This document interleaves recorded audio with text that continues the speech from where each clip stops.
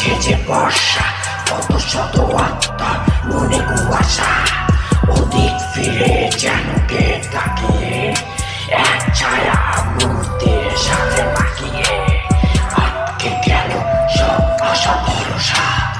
এ যেন নেমে এলো ঘন অমাবস্যা,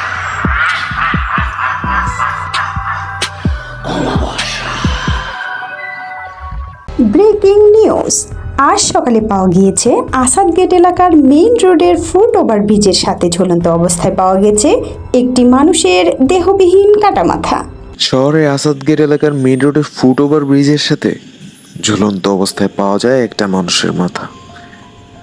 একটা রশি দিয়ে মাথাটি ব্রিজের সাথে বাঁধা ছিল। মাথাটির সাথে কোনো মানুষের বডি ছিল না। মাথাটি একটি মহিলার, এটা নিশ্চিত করেছে লোকাল থানা পুলিশ। আজ ভোর সকালে একজন পেপার বিক্রেতা প্রথম ব্রিজের সাথে ঝুলন্ত এই মাথা দেখতে পেয়ে 999-এ কল দেয়। শহরে এরকম একটা ব্যস্ততম এলাকায় ফুট ওভার ব্রিজের সাথে একটা মানুষের বডি ছাড়া মাথা কেউ কেন ঝুলিয়ে রাখলো, এই ব্যাপারে কেউ কিছুই জানে না। টিভিতে ব্রেকিং নিউজ চলছিল। শহরে অলিগলির প্রতিটা চায়ের দোকানের আজকের হট টপিক হচ্ছে এই বডি ছাড়া মাথা। মেইন রোডের মধ্যে অবস্থিত একটা ফুট ওভার ব্রিজের সাথে একটা মানুষের মাথা ঝুলছিল। মাথাটার পুরো চেহারা রক্তে মাখা, চোখগুলো খোলা ছিল, মুখটা খোলা ছিল এবং দেখা যাচ্ছিল দাঁতগুলো খুলে ফেলা হয়েছে। মাথাটার চুলগুলো খোলা ছিল। মাথার এপাশ থেকে ওপাশে একটা রড ঢোকানো ছিল। একটা মাথার এতটা ভয়াবহ রূপ দেখে রাস্তায় উপস্থিত সকল মানুষ ভয়ে কাঁপছিল। টিভিতে নিউজে ব্লার করে দেখাতে বাধ্য হচ্ছিল, কিন্তু অলরেডি ততক্ষণে মাথার পিক এবং ভিডিও ফেসবুকে, ইউটিউবে ভাইরাল হয়ে গিয়েছিল। যারাই মাথাটা দেখছিল তারাই ভয় পাচ্ছিল। লোকাল থানার ওসি রনি তালুকদার ক্রাইম সিনে এসে মাথাটাকে নামিয়ে পোস্টমর্টমের জন্য পাঠানোর অর্ডার দেয়। ওসি রনি থানায় প্রবেশ করতেই কনস্টেবল ফিরোজ কাছে এসে বলে, স্যার, মাথার মালিকের আইডেন্টিটি ক্র্যাক করতে পেরেছি। মাথার মালিক এটা কি শব্দ? বলো বডির আইডেন্টি। মাথাটা আমরা এখানে পেয়েছি, হয়তো বডিটাও আশেপাশে কোথাও আছে। Sorry sir. হ্যাঁ, আইডেন্টি ব্রিফ করো। স্যার, মেয়েটার নাম সুমাইয়া জাফরিন। গত পরশু রাতে মেয়েটার বাবা মা নারায়ণগঞ্জের পতুলা থানায় গিয়েছিল। তাদের ভাষ্যমতে তাদের মেয়ে সুমাইয়া একজন টিচার। সে প্রচুর টিউশনি করে। প্রতিদিন টিউশনি করে রাত 8টা থেকে 8:30-এর মধ্যে বাড়ি ফিরে। কিন্তু গত 16 তারিখ অর্থাৎ পরশুদিন রাত 11টা বেজে গেল সে বাড়ি ফিরেনি।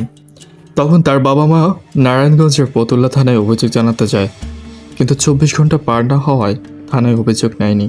তবে সুমাইয়ার ছবি রেখে দিয়েছিল। আর আজ 18 তারিখ সকালে সুমাইয়ার বডি ছাড়া মাথা আমরা পাই। নারায়ণগঞ্জ আর আসাদ গেটের মধ্যে বিশাল দূরত্ব কিন্তু ফিরোজ। মেয়েটা কি আসাদ গেটে এসেছিল নাকি তাকে নিয়ে আসা হয়েছিল? শহরের এত ব্যস্ততম এলাকায় একটা মেয়ের মাথা ঝুলিয়ে কিলার কি বোঝাতে যাচ্ছে?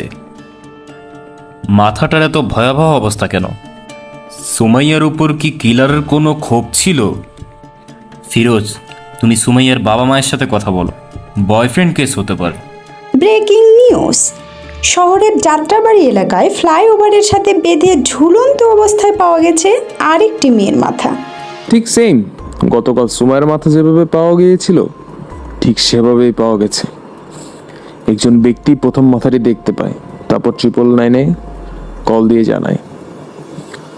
বডি ছাড়া মাথাটি ঠিক সেম, পুরো চেহারা রক্তাক্ত অবস্থায় ছিল।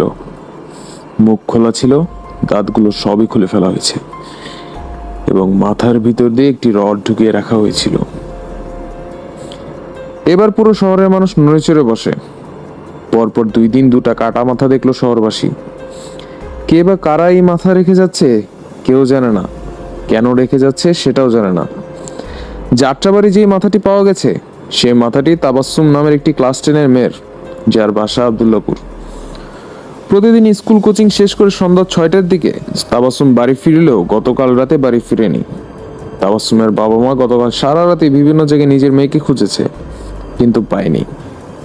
আজ সকালে মেয়ের কাটা মাথা পেল, কিন্তু এই মেয়ে দুজনের বডি কোথায়?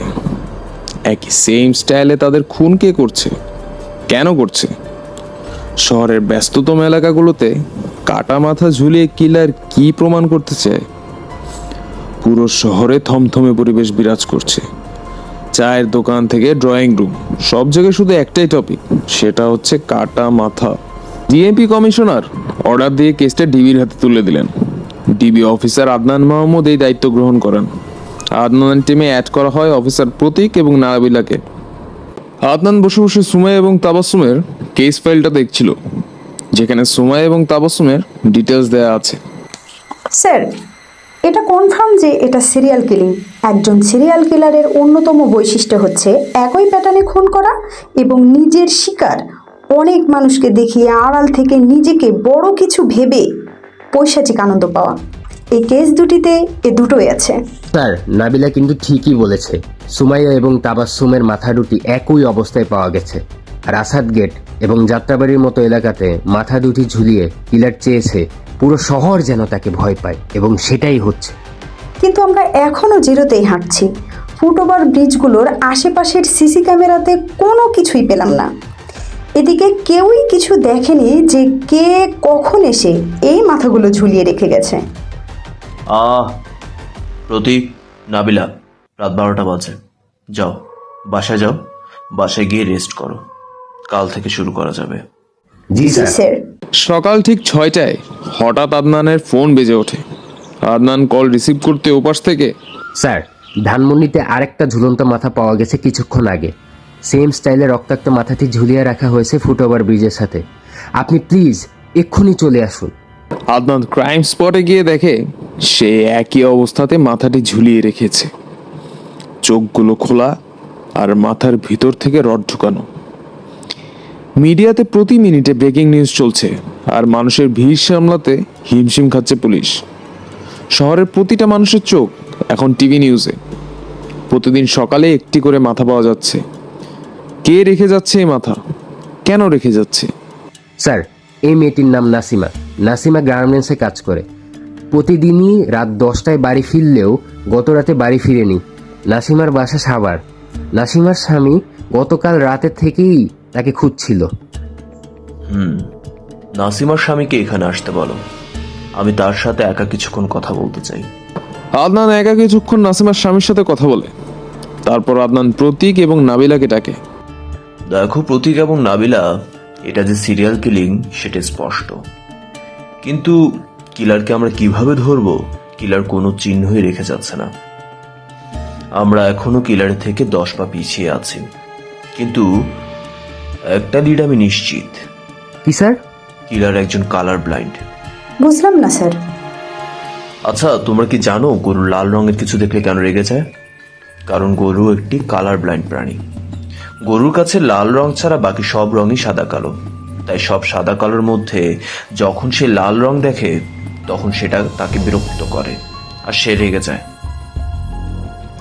আমাদের এই কেসে সিরিয়াল কিলার একজন কালার ব্লাইন্ড। সে শুধু লাল রংটাই দেখে। আমি গতকাল যখন সুমাইয়া আর তাবাসসুমের কেস ফাইল দেখছিলাম, সেখানে তাদের বাবা মায়ের বয়ানে স্পষ্ট ছিল সুমাইয়া যখন নিখোঁজ হয় তখন তার পরা ছিল একটি লাল কামিজ, আর অন্যদিকে তাবাসসুম এই ছিল অমাবস্যার আজকের নাটক। তার পরা ছিল তার সবশেষে জানিয়ে দিচ্ছি অমাবস্যার আজকের গল্পের কলাকৌশলীদের নামগুলো। রনির চরিত্রে অভিনয় করেছেন আব্দুল্লাহ আল মিশকা, অন্যদিকে নাসিমা ফিরোজের চরিত্রে মাহবুবুর রহমান, নাসিমা যখন আদনানের চরিত্রে মাহাদি হিমু, গতকাল নাসিমা প্রতীকের চরিত্রে লাল ইয়াসির আরাফাত, নিউজ ও নাবিলার চরিত্রে শামিমা নদী, এবং বর্ণনায় ছিলাম আমি ইব্রাহিম হোসেন। তাবাসসুম এবং নাসিমা কিলারের টার্গেট হয়েছে। এই ব্লাইন্ড কিলার পুরো শহর ঘুরে বেড়াচ্ছে আমাদের আশেপাশে তার শিকারের খোঁজে।